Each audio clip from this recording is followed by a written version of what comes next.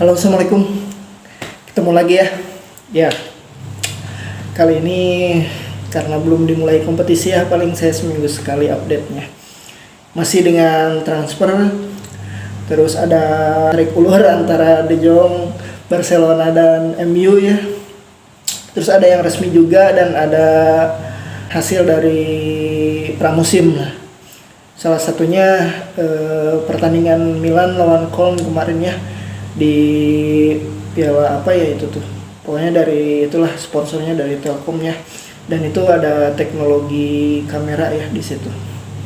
Udah, langsung aja ke transfer yang terbaru ya. Itu MU secara resmi dapatkan Eriksen dengan free transfer ya. Ya, yang diharapkan ini si Eriksen ini bisa menjadi supply buat si Ronaldo ya, kalau Ronaldo nggak pergi. Jadi Eriksen ini ya bagus sih sebenarnya untuk MU, karena Eriksen ini walaupun usianya udah 30, mungkin 31 ya, tapi dia pemain yang mengandalkan otak dan visi bermainnya cukup bagus, tidak mengandalkan otot gitu. Jadi si Eriksen ini cukup cerdas lah permainannya, dan Ten Hag bukan butuh dia sih, memang dia akan cocok bersama dengan Ten Hag ya. Terus ada Raphinha yang resmi diperkenalkan Barca. Jadi si Raphinha ini kan kemarin sempat ditawar sama Chelsea itu di atas dari Barcelona ya, penawarannya itu ada di angka 60-65an, sementara di Barca itu cuma 55-56 kalau nggak salah ya. Gitu, ada di bawah lah. Jadi Raphinha ini ditawar Chelsea ya, sekitar 60-an, tapi dia nggak mau, dia menunggu tawaran dari Barcelona. Sebenarnya Leeds udah mau ya, cukup mau, cuman pemainnya nggak mau ya, mau gimana lagi kan, tidak bisa dipaksakan juga. Nah, ternyata ada tawaran dari Barca dan si Raphinha langsung mengiyakan, dan dia sudah diperkenalkan ya sama Barcelona gitu. Dan si Raphinha ini akan digaji sama kayak si Kessie ya, sekitar 6 jutaan lah. Dan si Raphinha juga ya mungkin cocok ya dengan gaya permainannya si Sapi gitu. Yang si Raphinha ini lebih ke tim lah, secara tim dia bermainnya cukup bagus gitu, bukan skill individu ya. Dan saya heran sama Barcelona ini, karena nggak punya uang tapi mereka bisa beli Raphinha yang harganya cukup tinggi ya. Terus ada Lewandowski ya, yang juga kemarin sudah resmi ke Barcelona, dan nggak jauh beda ini harganya sama si Raphinha. Lewandowski ini ada di angka 50-an ya. Dan ya ini yang ya hal yang bagus ya buat Barcelona, karena mereka sudah datengin Kessie secara gratis, terus si Christensen, terus Lewandowski, dan si Raphinha juga itu secara nama besar mereka cukup cukup mungkin bisa mengangkat nanti prestasinya Barcelona ya, kita lihat aja. Dan Barca juga ternyata punya uang gitu buat meresmikan keempat pemain itu, meskipun ada yang gratis ya salah satunya, cuman kan untuk si Raphinha sama si Lewandowski udah keluar cukup gede lah, 100-an gitu, 100 lebih. Terus ada Koulibaly yang benar ternyata dia resmi ke Chelsea untuk gantikan si Rudiger dan Christensen gitu ya. Tapi menurut saya Chelsea bakal datengin lagi back gitu, belum cukup kalau untuk si Koulibaly ini. Dan harganya juga lumayan cukup standar lah kalau untuk Chelsea ya, itu ada di angka 40-an kalau nggak salah ya. Terus ada Lisandro Martinez ya, yang resmi itu bergabung sama MU dari Ajax.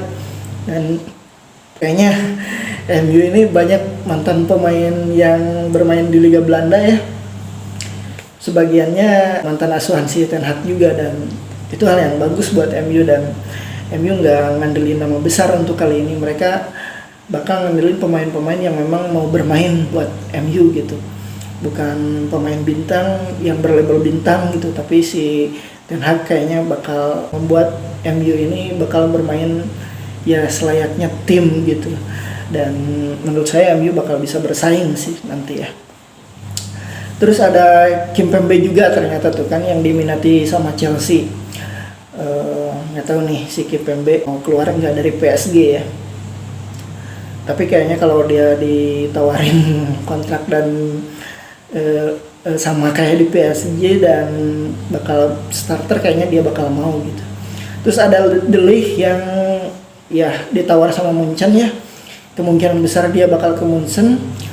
Terus ada Morata juga ternyata yang ingin dipertahankan sama Juve, dipermanenkan ya, cuman soal harga aja yang belum deal ini ke Atletico ini ingin si Morata ini dia di angka 40-an, sementara Juve kayaknya pengen di bawah itu gitu, karena kan performanya juga menurun ya, cenderung menurun gitu si Morata ini. Terus ada si Gnabry ini kan sempat diisukan akan ke Arsenal dia, terus diincar sama City juga gitu. Tapi dia ternyata perpanjang kontraknya yang cukup lama sama Bayern Munchen. Terus Nkunku juga, Christopher Nkunku banyak diincar tim, tapi dia perpanjang sama RB Leipzig ya. Terus ada si Sané yang diincar sama Madrid. Nah, Sané ini kan diprioritaskan buat ya mungkin kan di kiri udah ada Vinicius, di kanan itu tadinya mau Mbappe gitu, cuman karena Mbappe nggak jadi ya kita udah tahu semua. Terus mengarahkan itu ke si Sané ya. Nah, nggak tahu nih si Sané bakal jadi apa enggak. Terus ada lika-likunya De Jong nih, De Jong. Jadi di satu sisi De Jong ini gajinya kan cukup gede ya di Barcelona, itu paling gede lah gitu. Sementara Barca juga ingin menurunkan gajinya, dan Barca juga masih punya hutang gaji ke si De Jong ini. Jadi gimana lah, jadi si De Jong ini masih ya harus dibayar sebenarnya ya sekitar 15-16an gitu hutangnya itu, dan itu uang yang cukup gede ya selama berapa tahun ya itu gajinya itu. Karena kan mereka ini dari kemarin kan udah krisis ya, jadi kemungkinan besar kalau si De Jong ini bertahan dia gajinya akan dipotong gitu. Sementara udah mah dipotong gitu, terus udah mah Barca masih punya hutang gitu. Dan MU menawarkan itu ya sekitar seharganya itu tanpa tanpa mau membayar tunggakan gajinya si De Jong gitu. Jadi kayak gini lah, MU tuh ingin bayar 75 misalkan, itu udah termasuk semuanya sama add-on juga gitu. Sementara ya Barca ini butuh nggak butuh gitu sama De Jong. Maksudnya butuh nggak butuh tuh ya mungkin secara ini Sapi ingin pertahankan dia, cuman kan secara manajemen juga dia kan gajinya harus dipotong gitu. Ya nggak bisa, tapi menurut saya si De Jong ini bakal pindah ya ke MU. Dan Barca juga memang harus jual pemain karena mereka sudah banyak datangin pemain baru juga gitu, dan butuh meskipun punya sponsor baru ya dan ada dana lah Barca ini, tapi kan mereka tetap harus jual pemain untuk menstabilkan neraca keuangan mereka, karena dari 10 besar hutang klub Eropa itu Barca itu nomor 1 ya.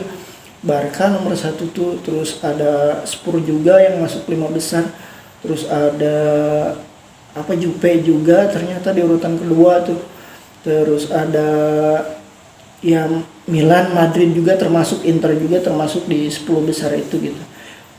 Tapi Barca ini ada di urutan pertama gitu. Mereka harus memperbaiki ya neraca keuangannya agar bisa agar lebih stabil lagi lah gitu. Nah terus kemarin ada pertandingan pramusim Milan ya, mereka bertandang ke Jerman, ke Köln, dan itu ada inovasi baru di pertandingan itu. Ternyata ada beberapa pemainnya itu yang dipasangkan kamera ya di jersinya atau di rompi itu, lebih tepatnya di rompi itu. Kemarin Milan bermain menang 2-1 ya, dan ya ini cukup unik di pertandingan ini. Jadi si penonton itu yang nonton di rumah ya itu disuguhkan oleh kamera yang dipasang dari para pemain gitu melalui rompi itu disebutnya itu dengan teknologi artificial intelligence gitu, yang didesain oleh perusahaan Midplay dari Jerman. Dan ya nggak tahu ya ini kayaknya bakal dipakai nggak di Liga Jerman, cuman kan kalau untuk pakai teknologi kita tetap harus disetujui sama UEFA, sama badan liganya juga, sama Bundesliganya juga, terus sama FIFA juga gitu ke depannya. Tapi memang cukup unik sih. Jadi kita bisa yang nonton di televisi itu kayak disuguhin dia berada di dalam lapangan gitu.